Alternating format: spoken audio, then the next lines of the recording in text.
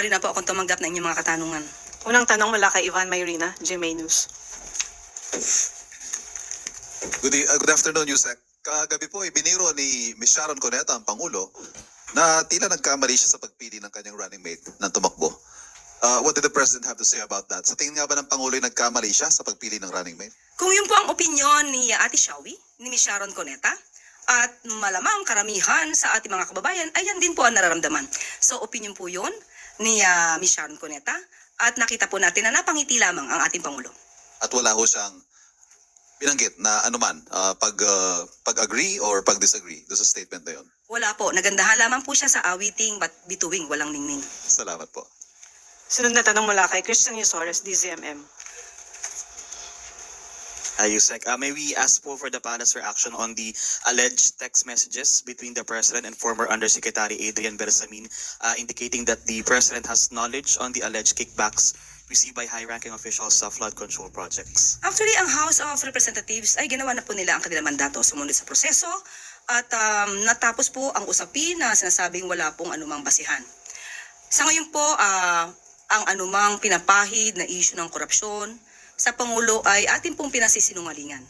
Nakatuon po ngayon ang Pangulo sa pagtatrabaho para paunlarin ang ating bansa. Ang anumang paninira ng walang anumang basihan ay hindi dapat nagamit or magamit na armas para pahinain ang tiwala ng taong bayan sa ating gobyerno. One follow-up lang, ma'am. Some congressmen po are urging the Blue Ribbon Committee in the Senate to investigate the said allegation. And even si Congressman Leviste po, sabi niya, he has more evidences to prove that the President was aware of the kickbacks. Your comment po. Opinyon nila yon. Follow-up question mula kay Ivan Mayrina, GMA. Yusek, mga appointees po ng Pangulo, itong pinangalanan si Undersecretary Adrian Bersamin na apo sa pamangkin din ng dating Executive Secretary. Doesn't the President see it fit na sabihan po itong mga dati niya appointee na magsalita at sila mismo ang magpasinungaling sa mga akusasyong ito? Hindi po natin po mapipilit kung sino man ang gusto magsalita at ayaw magsalita. Basta po ang Pangulo, isinususog niya po ang accountability at transparency.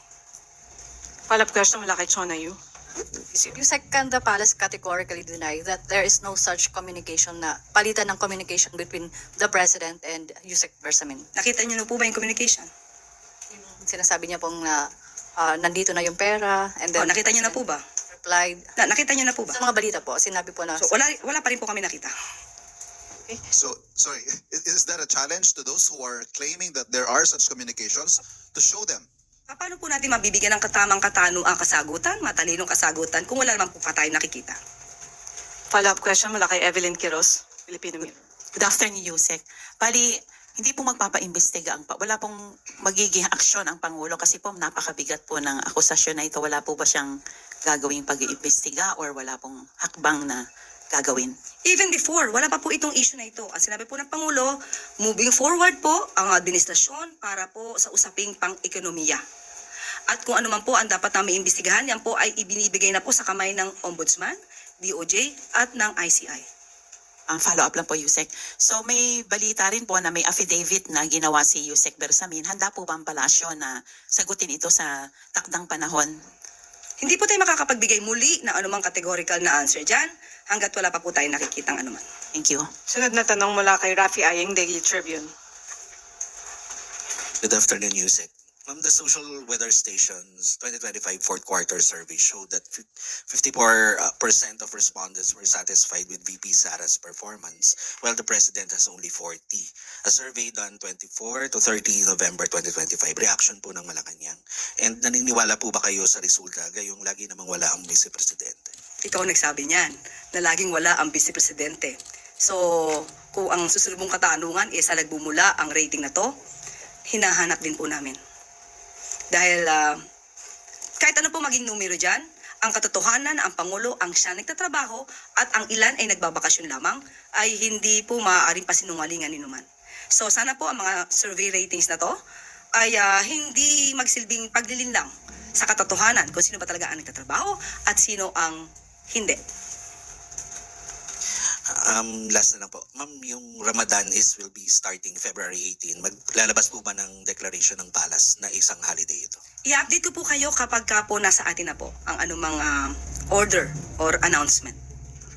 Sunod na tanong mula kay Samuel Medinilla, Business Mirror. Good afternoon po, ma'am. Magtatanong lang po kami kung ano po yung na-discuss during po dun sa meeting ni President Marcos sa regional council meeting po dun sa Region 9 po. Opo, napag-usapan nila, nag-focus po sila sa mga proyekto. Nandito po ang sasabing Zamboanga Fishport Complex na maaari pong matapos na ngayong taon. Napag-usapan din po ang malapit pong matapos. In 2 years matatapos po ang Sindangan Bayog Lakewood Road, Improving Growth Corridors in Mindanao Road Sector Project, Daang Maharlika Improvement, Western Nautical Highway Network Improvement, and coastal roads along Rock Dive-In, Crystal, Azul Mar, Love, Pangpang, and Sola Beaches. At ang nais po ng Pangulo at inutos po niya, lalong-lalo na po sa DepEd na i-prioritize po ang mga education and skills training, pati po ang pagtapos ng mga proyekto na siyang magpapaangat sa buhay ng Pilipino, makakapag-improve sa education at magkaroon po ng modernisadong agri-fisheries development projects. Follow-up lang po, ma'am. Doon po sa mga projects na yun, wala pong binigay si President Marcos na gusto niyang matapos before mag-SONA siya sa July po. Ang nais po na malamang po itong hindi po natin malalaman kung ito'y matatapos before the SONA. Pero yung pong binanggit ko po kanina na Zamboanga Fishport Complex ay matatapos po ngayong taon. Thank you po. Thank you. Sunod na tanong mula kay Ann Soberano, Bombo Radyo. Yusek, good afternoon po. Yusek, kahapon nagsimula na po yung public consultation ng Kamara sa panukalang Anti-Political Dynasty Bill. Ano po yung reaksyon ng Malacanang? May rekomendasyon po ba ang palasyo para maging inclusive po ang public consultation?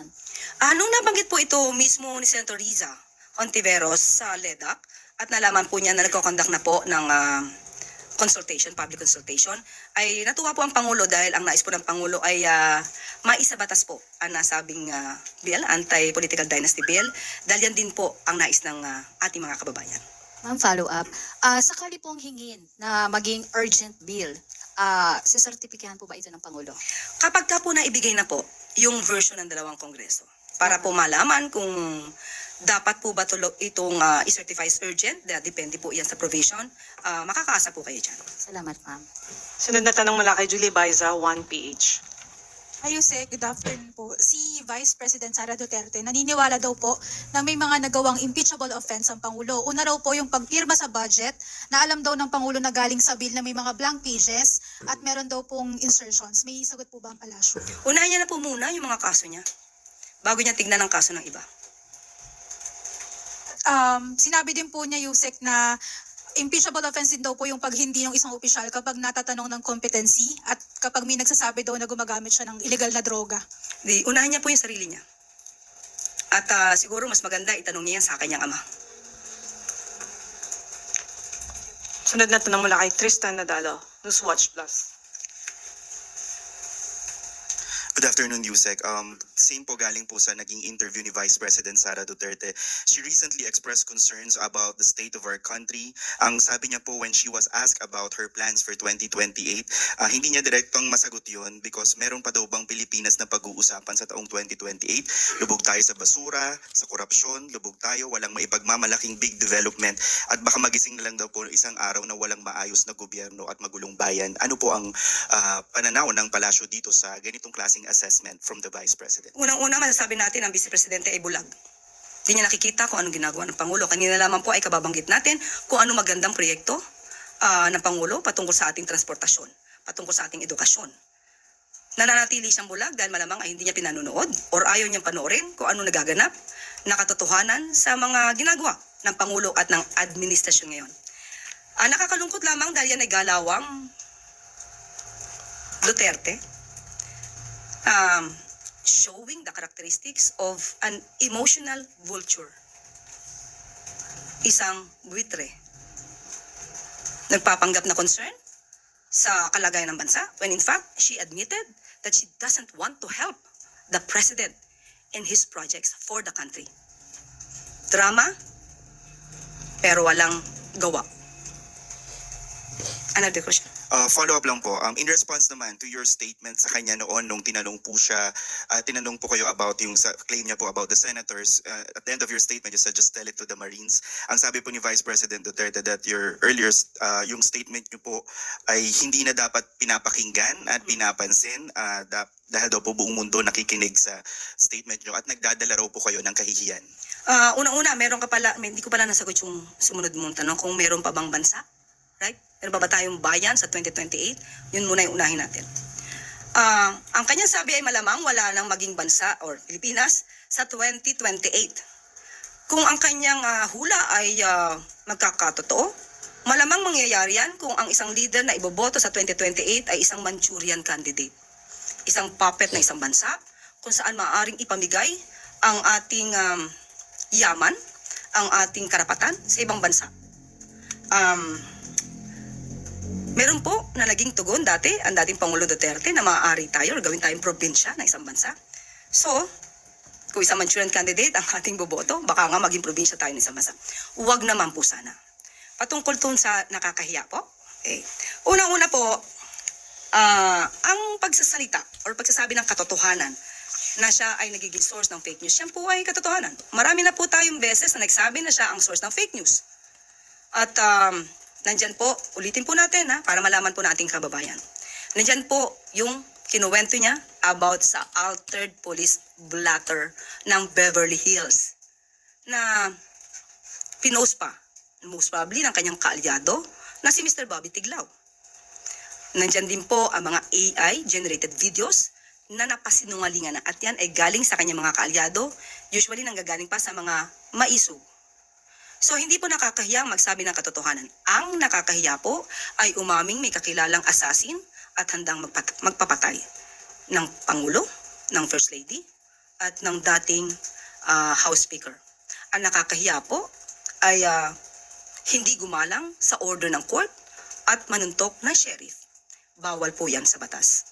At ang nakakahiya din po ay gumamit ng mga fake na AFP certificate para sa Youth Summit, para palabasin na yung 15 million na mula sa Confi Funds ng DepEd sa pangunguna ni VP Sara ay ginamit di umano sa Youth Summit na pinasinungalingan po mismo ng AFP.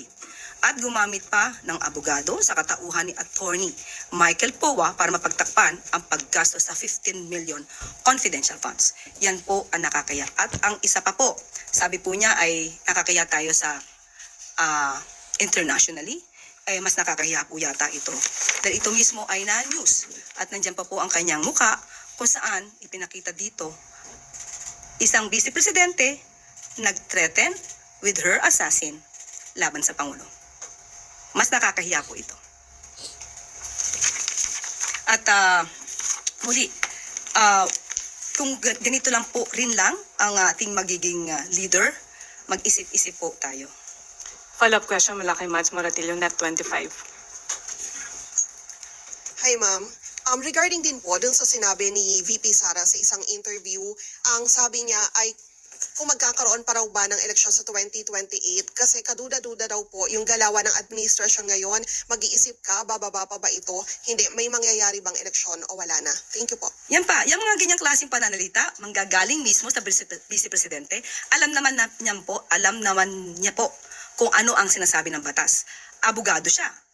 Sana ginagamit naman po niya ang kanyang pananaw, hindi lamang sa paninira, hindi lamang sa paggawa ng intriga. Well, anyway, batid natin na ang sarili niyang ama mismo ay magaling gumawa ng intriga. Baka ganun po ang naging pananaw niya rin sa buhay.